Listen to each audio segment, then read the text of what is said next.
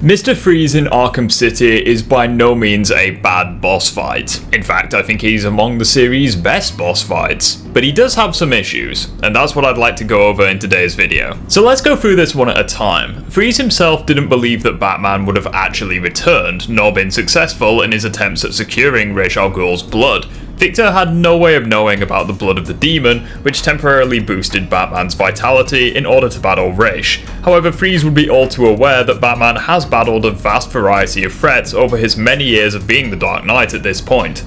As a result, we can confirm that Freeze likely believed that Batman would have succumbed to the disease from Joker's blood in his pursuit of the assassins. Which actually makes sense, since Batman in the Underground City did have moments where his vitals went off the scale, which Oracle comments on. Batman immediately responded that Victor should be aware by now that he's a man of his word, strongly suggesting that the two have history, especially as Victor doesn't deny nor rebuke this statement. After synthesizing the formula, Freeze's next comment to Batman is to taunt him, saying that he looks unwell, as evidenced by the pronounced lines on Batman's face. As a result of this, we can say with certainty that the disease is progressing at a rapid rate within Batman's body, especially as Talia, who knew Batman intimately, didn't know any lines on Batman's face until she removed his cowl, and that was before he got the second wind from the demon blood, suggesting that the blood is wearing off to an extent and the disease is returning with a vengeance. So now we have the context laid out, we need to ask two questions. What is Freeze's motivation, and what does Freeze gain from fighting Batman? Well, Freeze makes it obvious to the player that Batman has to save Nora and then he will get cured of the disease.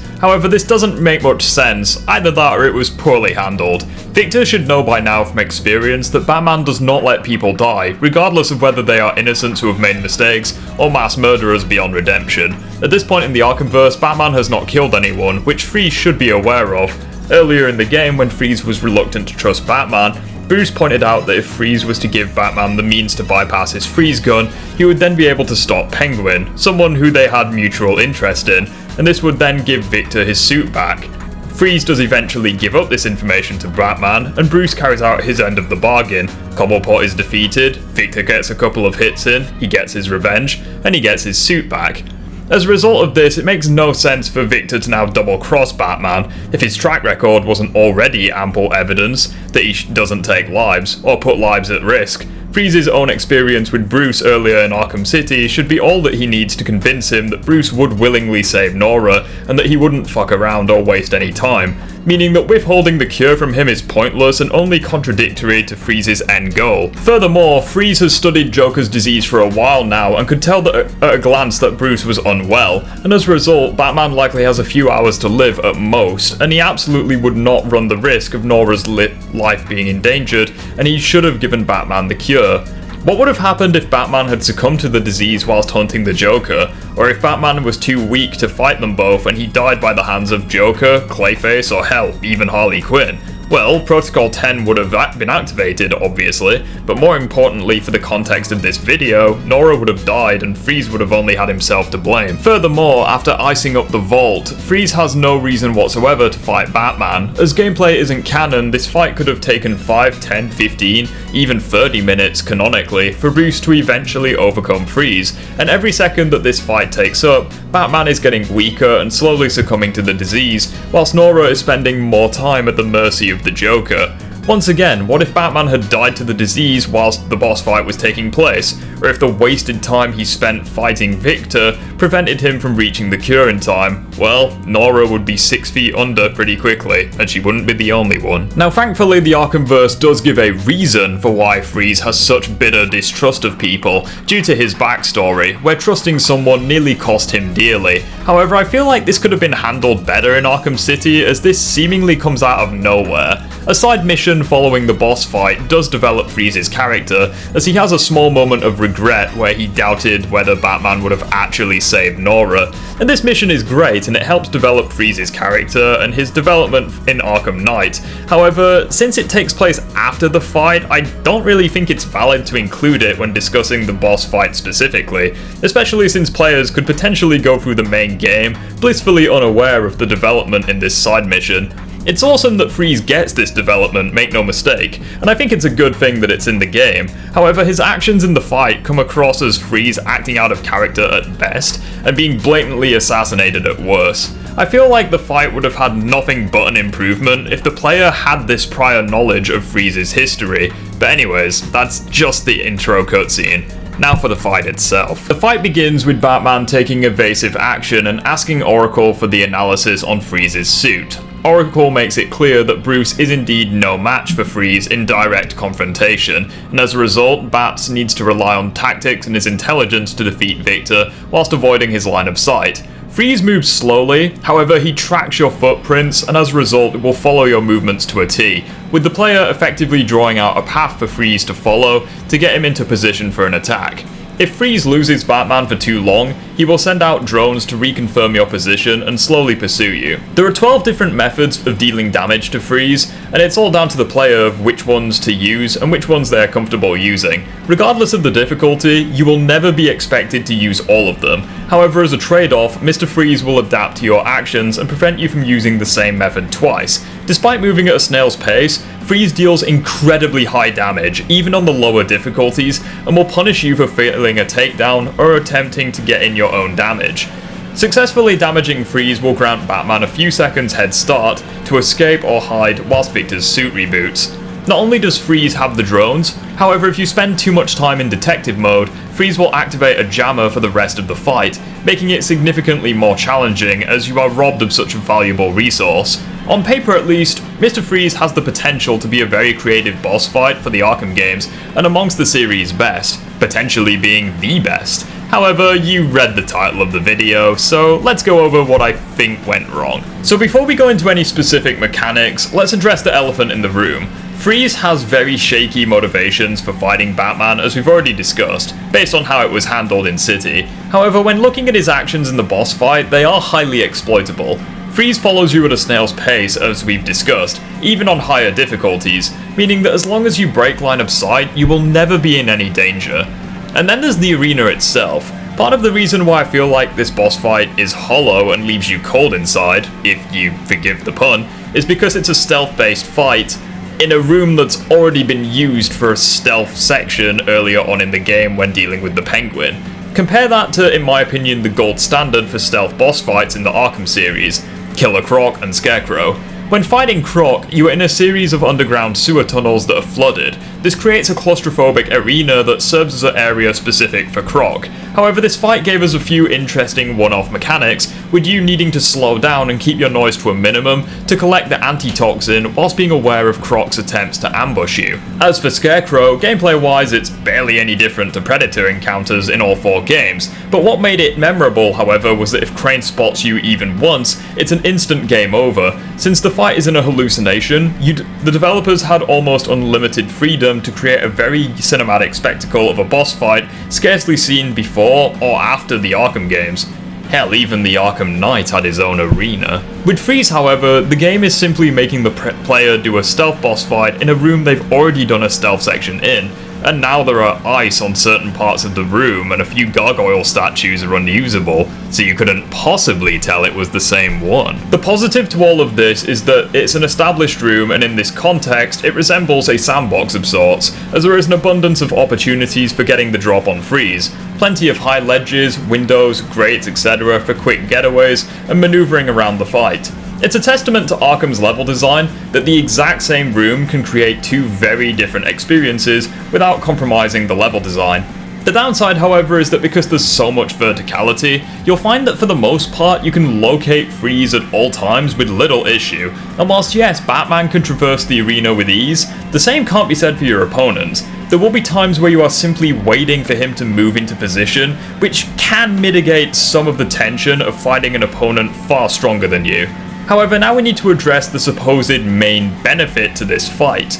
Fans of the Arkham series praise the idea that Freeze learns from your mistakes, and this forces you to adapt. On paper, this is fine, but in practice, it isn't perfect. There are a dozen methods for dealing damage to Freeze, as we've already said. However, even on the hardest difficulty, you'll only need 9 of these, whilst on normal and easy modes, you'll only require 3 and 5 respectively. The obvious problem here is that the boss fight has essentially zero replayability, as the same handful of tactics can be repeated in the same order in subsequent runs with no repercussions.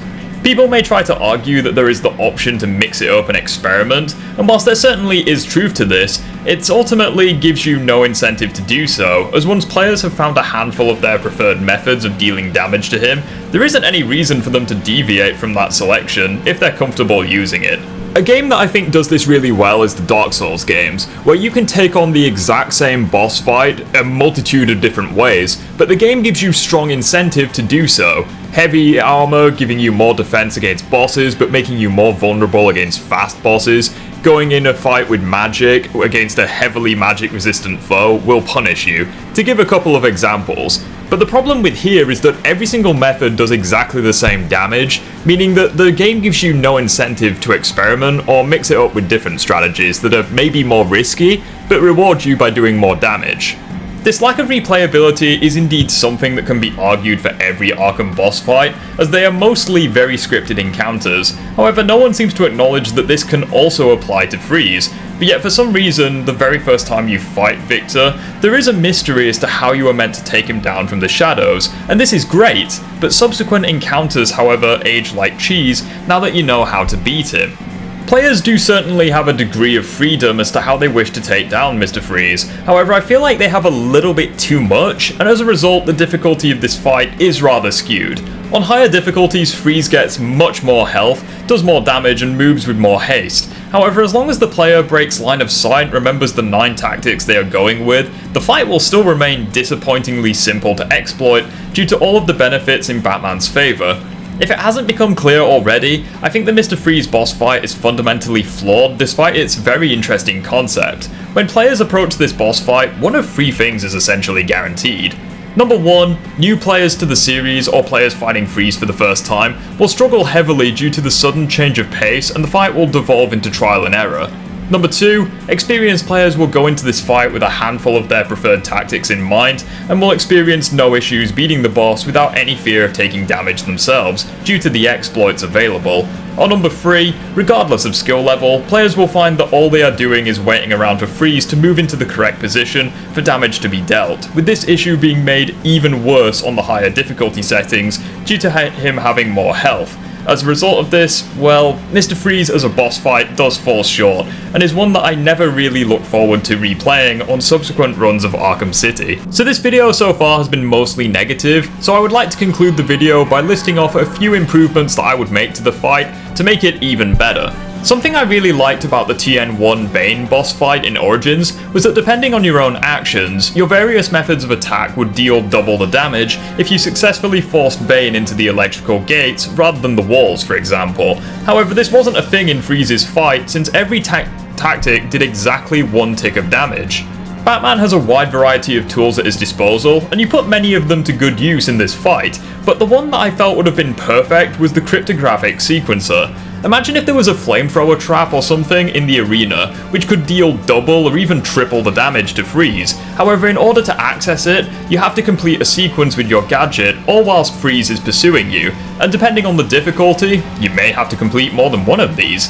Not only would this provide heightened tension to the boss, however it would have allowed you to react to Freeze, since when he deploys the drones, it would give the player additional moments to solve the sequence, in addition to being a risk/reward system, as if you succeed, you can deal a massive amount of damage to the villain, but if you fail, well, Freeze will neutralize the trap, completely preventing you from using it for the rest of the fight, whilst also likely damaging you in the process. Something that always irked me in this fight was that we barely got to see the upper limits for Freeze's potential. Cryokinesis, after all, is a very unique ability, and even if his suit is the thing that gives him this gift, the sky is still the limit. I would have loved it if periodically in this fight, Freeze creates a blizzard effect to the arena, reducing visibility considerably, with Bruce needing to rely more on the detective vision in order to locate Freeze, whilst also being careful as to not to abuse this mechanic, at risk of Victor denying you access to the mechanic completely, which would blind you periodically. The jammer seemed to be such a cool idea in concept, but on the lower difficulties you can avoid it way too easily. And I also disliked how repetitive the fight can get. I mean, think about it, you perform one tactic, back off, and then you hide and perform another when you get the chance. I think as a phase 3 or a last ditch effort of sorts, when Freeze reaches 1 health, he should activate the jammer automatically to prevent you from using detective vision in order to get the last hit in.